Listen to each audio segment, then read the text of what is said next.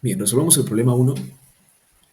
Bueno, el problema uno nos muestra un gráfico, ¿no? Un gráfico donde relacionamos la distancia o el desplazamiento de un cuerpo, ¿verdad? Con la fuerza, ¿no? Con la fuerza que se está aplicando para que ese cuerpo se desplace. El problema nos pide determinar el trabajo neto cuando el cuerpo se ha desplazado 8 metros. Entonces, de alguna forma el gráfico nos muestra cómo la fuerza ha variado, ¿verdad? Y cómo esa fuerza, ¿verdad?, ha generado movimiento, ¿no?, desplazamiento. Si queremos hallar el trabajo neto, lo que tenemos que hacer, ¿no?, cuando nos presentan este gráfico es hallar el área, ¿no? El área de, por ejemplo, si queremos hasta 8 metros, el área de 0 a 8, ¿no?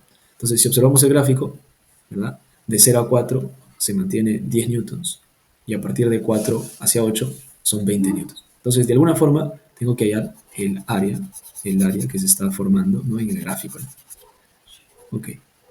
Bueno, y el área, pues porque relaciona, ¿verdad? Distancia o desplazamiento por fuerza. Y desplazamiento por fuerza es trabajo, ¿no? Entonces, el trabajo neto será el área que acabo de pintar, ¿no? Entonces, calculo el área que acabo de pintar y eso será el trabajo neto. Muy bien, entonces decimos el trabajo neto será sumar las áreas respectivas, ¿no? Bueno, vemos que son dos rectángulos, ¿no? Por ejemplo, en este primer rectángulo, vemos que de 0 a 4 es 4 y hacia arriba es 10, por lo tanto es 4 por 10 más y el área, ¿verdad?, de este otro rectángulo, nos damos cuenta que de 4 a 8 son 4 unidades y de alto, por así decirlo, es 20. Entonces podemos decir que es 4 por 20, ¿no? Bueno, 4 por 10 es 40 y 4 por 20 es 80. Eso significa que el trabajo neto es 120 joules, ¿no? De alguna forma hemos determinado el trabajo para un primer tramo de 0 a 4 metros y luego hemos hallado el trabajo para un segundo tramo de 4 a 8 metros. Sumándolos será el trabajo neto, ¿no? 120 joules. Para el problema 2, debemos de recordar, ¿verdad?, cuando estudiamos energía mecánica, se plantean dos situaciones, ¿no? Una donde el cuerpo se mueve o se desliza en un pavimento liso, ¿cierto?, sobre una superficie lisa, y cuando se mueve o realiza su movimiento en una superficie rugosa. En este caso, si leemos la situación 2, nos vamos a dar cuenta que la superficie es rugosa, ¿no? Hay rozamiento. Entonces, cuando hay rozamiento, de alguna forma, eh, la energía se va a disipar, ¿no?, por ese rozamiento. En cambio, cuando la superficie es lisa, la energía se conserva, ¿no? En el punto A, por ejemplo, debería de ser igual, la energía mecánica en el punto A debería ser igual a la energía mecánica en B, siempre y cuando la superficie sea lisa, donde solamente actúan fuerzas conservativas. En cambio, como la superficie aquí es rugosa, lo que va a pasar es que va a haber una variación de energía.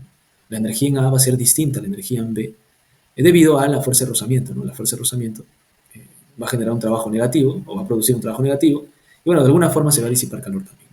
Bueno, hay un teorema fundamental, ¿no?, que vamos a usar para la situación 2. El teorema fundamental es el siguiente. La variación, ¿verdad?, de energía, la variación de energía mecánica es equivalente al trabajo realizado por la fuerza de rozamiento, lo que vamos a llamarla F Ros. Entonces, la variación de energía mecánica es equivalente al trabajo que realiza la fuerza de rozamiento. Y justamente la situación 2 nos pide determinar eso, el trabajo de la fuerza de rozamiento. Vamos a resaltarlo. Determina la cantidad de trabajo que realiza el rozamiento. Entonces, si quiero calcular el trabajo de la fuerza de rozamiento, debo de determinar la variación de energía mecánica. Por lo tanto, lo que vamos a hacer es calcular la variación de energía mecánica. Recordemos, la variación de la energía mecánica era equivalente a la resta de la energía mecánica final, que en este caso es la energía mecánica en B, porque el bloque llega hasta B, menos la energía mecánica en la posición inicial, que justamente es la posición de donde inicia el cuerpo, ¿no?, en A. Bueno, la energía mecánica en B, bueno, la energía mecánica, ¿verdad?, en cualquier punto es la suma de la energía cinética más la potencial gravitatoria más la elástica, ¿no? Entonces, en esta posición B, si leemos el problema, nos dice que apenas llega a la posición B, es decir, que el cuerpo eh, llega a ese punto con una rapidez igual a cero. Por lo tanto, la energía cinética no está presente.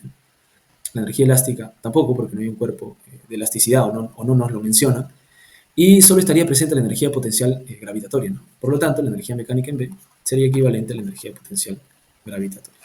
Muy bien, restamos entonces esto, obviamente, en B, ¿no? Ajá. Y la energía mecánica en A, si observamos en A, eh, como todo es referencial, ¿verdad?, vemos que la posición en A no presenta altura, por lo tanto, no se presenta la energía potencial gravitatoria, la elástica tampoco.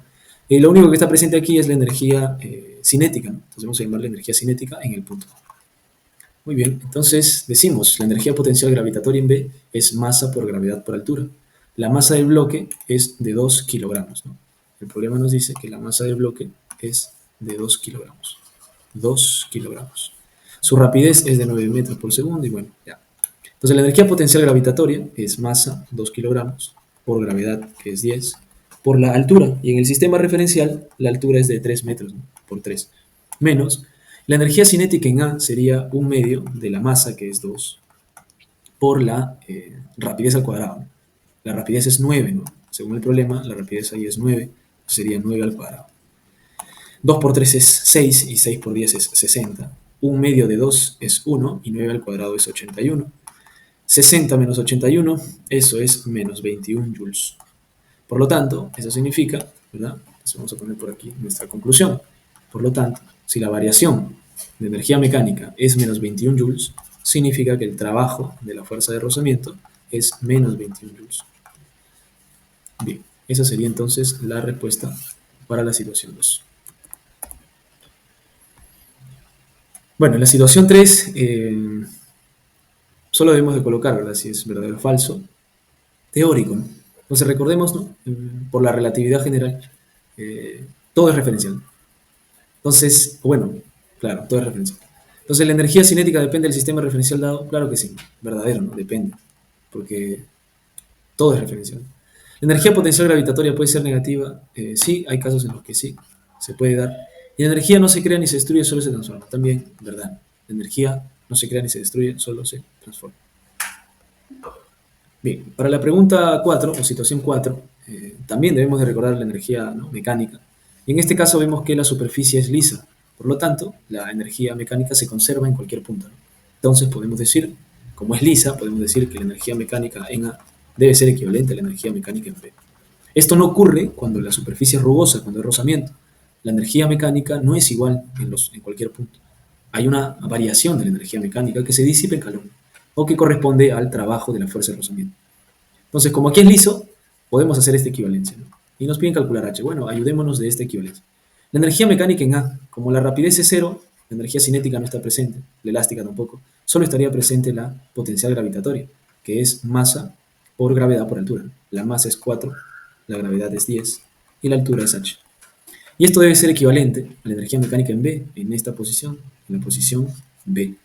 Y como todo es referencial, la posición en B tiene una altura igual a 0, ¿no?, porque ya llegó al límite, ¿no?, a la línea horizontal. Por lo tanto, la energía potencial gravitatoria no está presente. Tampoco la elástica. Solo estaría la cinética porque presenta en esa posición rapidez. Entonces sería un medio de la masa, que es 4, por la rapidez al cuadrado. Resuelvo la ecuación y voy a obtener el valor de H, ¿no? 4 por 10 es 40H, ¿no? Sería 40H. Y un medio de 4 es 2, y 6 al cuadrado es 36. 36 por 2, eso es 72. Por lo tanto, puedo decir entonces, si hago la división, sería 6 por 36, está bien, ¿no? Por 2, 72.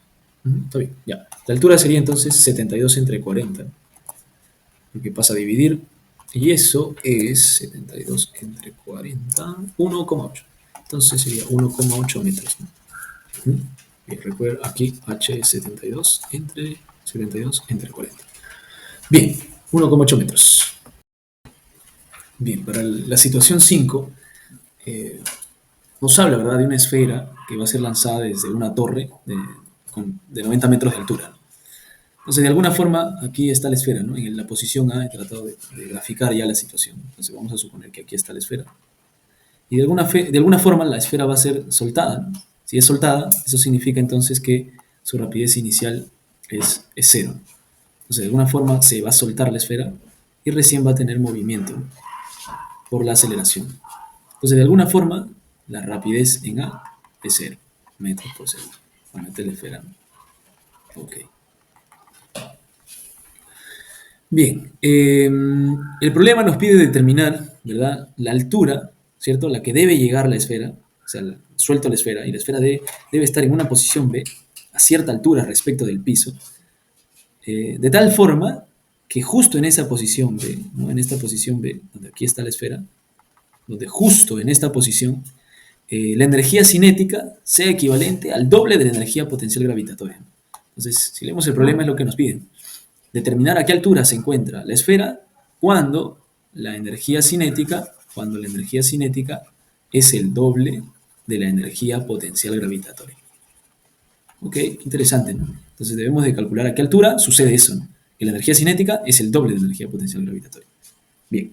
Bueno, como el cuerpo está siendo soltado, no hay rozamiento, ¿no? Ni nada por el estilo, así que recordemos, ¿no? Cuando estamos en una situación como esta, la energía mecánica se conserva, ¿no? En cualquier punto. Por lo tanto, decimos entonces que si estoy en esta situación, puedo utilizar esta equivalencia. La energía mecánica en A debe ser equivalente a la energía mecánica en B. Y con esa equivalencia, más el dato, vamos a hallar la altura, ¿no? Bien, entonces si analizamos la energía mecánica en A, la rapidez es cero, ¿verdad? Entonces eso quiere decir que está presente la energía potencial gravitatoria, ¿no? Energía potencial gravitatoria en A. Entonces la cinética es cero porque la rapidez es cero, bueno. Entonces por eso no lo consideramos. Porque recuerden, la energía mecánica es sumar, ¿verdad? La energía cinética más la potencial gravitatoria más la energía elástica, ¿no? Potencial elástica.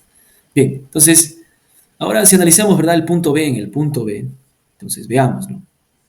La esfera, al ser soltada, la gravedad hace que haya rapidez, ¿no? Aumente su rapidez. Por lo tanto, en la posición B va a haber rapidez. Eso significa que la energía mecánica en B, o en la energía mecánica en B, sí está presente la energía cinética, ¿no? En B, ¿cierto? Muy bien, más. Y como todavía no ha llegado al piso, entonces según nuestro sistema de referencia todavía está en el aire, o sea, está a cierta altura del piso. Por lo tanto, la energía potencial gravitatoria también está presente, ¿no? La energía potencial gravitatoria también está presente en B.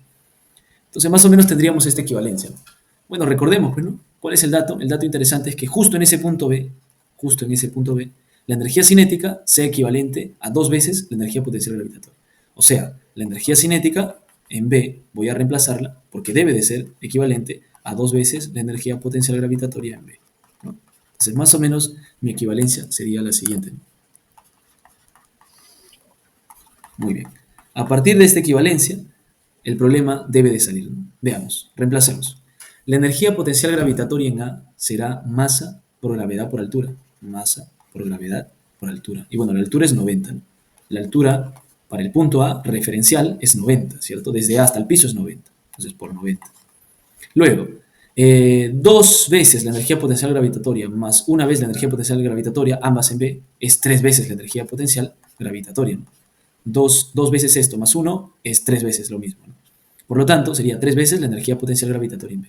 Y bueno, la energía potencial gravitatoria en B, ¿cierto? Habíamos dicho que es masa, la masa de la esfera, por la gravedad, por la altura. Y justamente la altura referencial desde el punto B hacia el piso es justamente h, ¿no? Mi incógnita, ¿cierto? La incógnita que debo de calcular.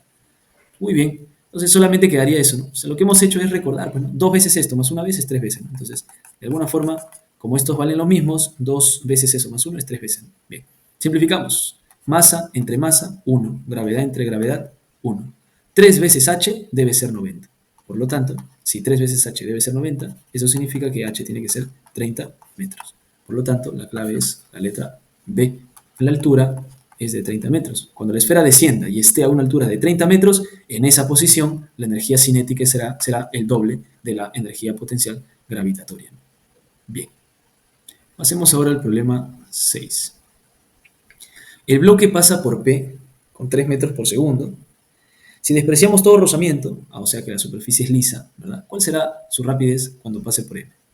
Bien, bueno, como es lisa, ¿eso qué significa? Si la superficie es lisa, la energía mecánica en P, ¿cierto? Tiene que ser la misma que en M, ¿no? La energía se conserva, puesto que la superficie es lisa. Entonces, con ese planteamiento debe de salir el problema. La energía mecánica en P debe ser equivalente a la energía mecánica en M. Muy bien, planteémonos. La energía mecánica en P, como está presente la rapidez y según el sistema de referencia hay una altura de tres veces el radio, ¿cierto? De justamente este arco, ¿no? De circunferencia. Entonces, quiere decir que están presentes las dos energías, ¿no? La energía cinética en P más la energía potencial gravitatoria. Bueno, lo reemplazo de una vez mejor, para no llenarme de tantas energías. Entonces, hay energía cinética. La energía cinética es un medio de la masa. Bueno, la masa me la dan o no me la dan. No me la dan. Bueno, colocaré M, un medio de la masa por la gravedad, por la rapidez, ¿no? La rapidez es de 3 metros, por lo tanto sería rapidez al cuadrado. Más la potencial gravitatoria sería masa por gravedad por altura, y según el sistema de referencia, la altura es 3 veces el radio. 3 veces el radio. Muy bien, y si analizamos ahora el cuerpo en esta posición, ¿verdad? Justamente en esa posición, nos damos cuenta que según nuestro sistema de referencia, o sea, esta línea está de forma punteada, es nuestra línea referencial. Con respecto al punto B, ¿verdad? Esta distancia, justamente esta distancia, desde el punto M, perdón, hasta la línea referencial, es justamente el radio, ¿no? Es justamente el radio de la semicircunferencia. Entonces podemos decir que la altura aquí es R, ¿no? Bien, entonces, si el bloque se encuentra justo en esta posición, ¿cierto? Justo en esa posición, decimos que va a tener rapidez. Sí, ¿no? Claro que sí, va a tener rapidez. Y es justamente la variable, ¿no?, que nos piden determinar, ¿no? Nos piden determinar cuál será la rapidez cuando pase por M, ¿no? Entonces vamos a llamarle esa rapidez, vamos a llamarle rapidez en M, ¿no? Muy bien, entonces la energía mecánica, como va a haber rapidez y también hay una altura referencial, decimos entonces que las dos energías están presentes, ¿no? Entonces decimos, la energía cinética sería 1/2 de la masa por la rapidez al cuadrado, que es justamente nuestra variable, rapidez en m al cuadrado. Sumamos. La energía potencial gravitatoria en m sería masa por gravedad por altura, pero la altura es justamente el radio, ¿no?, del arco circunferencial, ¿no?, del arco de la circunferencia. Entonces sería masa por gravedad por altura, que es justamente r. Entonces nos quedaría resolver esa ecuación y resuelto el problema, ¿no? Entonces, como en todos los sumandos tenemos a m, podemos simplificar, ¿no? M entre m entre m entre m. Se simplifican. Bien. Luego, ¿qué más? ¿Qué más tendríamos? Tendríamos el valor de g. Bueno, g lo conocemos, ¿no? G es 10, entonces podemos usar eso, ¿no? Muy bien, operemos nomás, ¿no? Solamente nos queda operar. 3 al cuadrado es 9, y 9 por 1/2 es 9 medios, ¿no? Entonces vamos a colocarlo como fracción 9 medios. Más gravedad es 10. 10 por 3r, eso es 30r. Bien, tengo 1/2 de la rapidez al cuadrado, o sea, tendría rapidez al cuadrado entre 2, ¿no?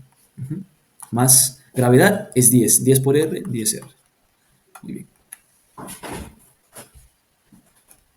Luego, para calcular aquí, tendríamos entonces multiplicar por 2, ¿no? Multiplicamos por 2, aquí tendría 9, por 2 sería 60 veces el radio, por 2 se simplifica la fracción y me queda rapidez al cuadrado, más y por 2 sería 20r.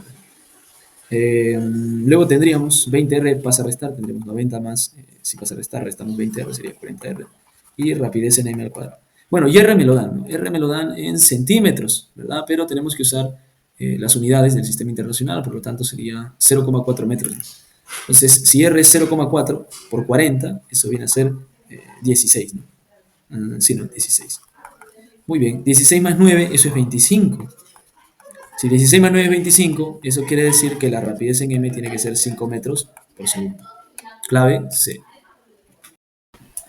Bien, para el problema 7 y 8 vamos a entrar a un tema, ¿no?, que se estudia en física acerca de la presión, y bueno, seguramente más adelante también, en el problema 9 y 10, también vamos a ver la presión hidrostática, ¿no? Bien, entonces, por ejemplo, ¿no?, veamos el problema 7. ¿Cuál es la presión del agua en el fondo de un estanque cuya profundidad es de 2 metros? Bueno, entonces de alguna forma vamos a dibujar, ¿no?, el estanque. Ahí está, un estanque. Y por lo que vemos, ¿verdad?, si leemos la situación, el estanque está lleno de agua, ¿no? Entonces, aquí, ¿no?, lo que se presenta por aquí es agua, ¿no? Agua.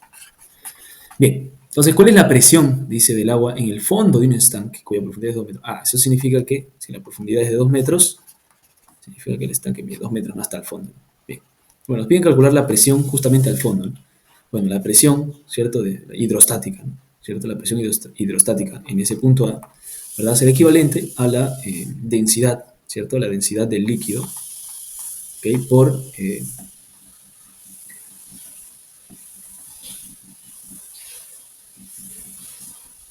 la gravedad, ¿cierto?, por la altura a la que se encuentra, o a la que nos encontramos, ¿no?, en la posición en la que nos encontramos.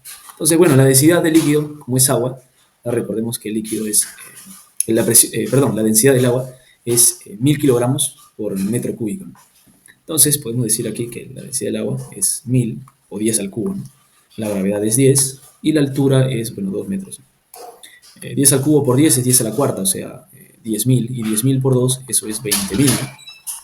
¿ok? Entonces podemos decir que la presión, ¿verdad?, hidrostática en ese punto A es de 20 kilopascales, ¿no? ¿Cierto? Muy bien. La clave sería la letra D. Bien, en la número 8 nos piden la presión sobre la placa triangular, ¿no? Entonces, de alguna forma, se está aplicando una fuerza, ¿no?, de 4.800 newtons, ¿verdad?, a una placa triangular. Entonces, recordemos, ¿no?, cuando se aplica una fuerza, esa fuerza se va a distribuir, ¿verdad?, en las unidades cuadradas, ¿no?, de la placa triangular en este caso. Entonces, lo que tenemos que hacer es recordar, pues, ¿no?, recordando la presión, ¿cierto?, es fuerza que se aplica, ¿no?, sobre el área, ¿no? Esto también nos comunica que la fuerza es proporcional al área, ¿no? Más adelante lo vamos a ver. Bien, se aplica una fuerza de 4.800 newtons dividido entre el área, ¿no? Y bueno, como es un triángulo, bueno, en este caso es rectángulo, entonces fácil, ¿no? Es base por altura, ¿no? Por altura. Entonces, de alguna forma vamos a calcular. La base la tenemos, ¿no? Es 8 por la altura. Bueno, como es un triángulo de 37, aquí sería, ¿no?, por triángulos notables, sería, la proporción es por 2, entonces acá sería 6 metros, ¿no? Claro, porque aquí es como 4 por 2 es 8, y acá sería 3 por 2, 6, ¿no? Entonces sería 8 por 6 entre 2, ¿no? Bien, entonces la presión sería 6 por 8 es 48, y tendríamos 48 entre 2, ¿no? Entonces sería 4.800 entre 48 entre 2. Y bueno, finalmente, ¿verdad? Recordemos que dividir entre 48 entre 2, o sea, ¿no?, tenemos 4.800. Dividir 4.800 entre 48 entre 2 es lo mismo que multiplicar por el recíproco, ¿no? Entonces, de esta forma simplificamos 48 a 1, 48 a 100, y 100 por 2, eso sería 200, ¿no? Por lo tanto, la presión es de 200 pascales, ¿no? Bien. Por otro lado, tenemos aquí el problema 9, ¿no? Y es, justamente vamos a usar lo que se mencionó hace un momento, ¿no? Si la presión es fuerza sobre área, entonces la fuerza es proporcional al área. ¿Ok? Bien. Si observamos, por ejemplo, dice, si A1 es 0,2 metros cuadrados y A2 es 0,6, haya la fuerza 2 si F1 es 20. Bueno, como les decía, ¿no?, la fuerza es directamente proporcional al área. Si la fuerza aumenta en una proporción, el área también. O viceversa, si el área aumenta en una proporción, la fuerza también. Entonces, observemos que del área A1 al área A2, ¿verdad?, ¿qué ha sucedido? Bueno, primero era 0,2 y ahora es 0,6. Eso significa que se ha triplicado. Por lo tanto, de la fuerza 1 a la fuerza 2 también se va a triplicar. Si era 20, el triple será 60. Clave C. Bien, en el problema 10, ¿verdad?, nos dicen que tenemos un tubo de vidrio en forma de U y se ha vertido agua, ¿no? Se vierte en este brazo, se vierte agua. La idea es que se vierte de tal forma que el agua alcanza una altura de 68 centímetros. Bien, determinar, dice, la diferencia de niveles del mercurio. Ah, ya, cuando se ha echado agua, el nivel de mercurio, ¿no?, estaba, por así decirlo, de forma homogénea, y la idea es que se elevó, ¿no? Entonces la idea es calcular justamente esta altura, ¿no?, esta elevación. Bueno, vamos a recordar, ¿no?, como tenemos mercurio, seguramente nos dan la densidad del mercurio, si no, nos la dan.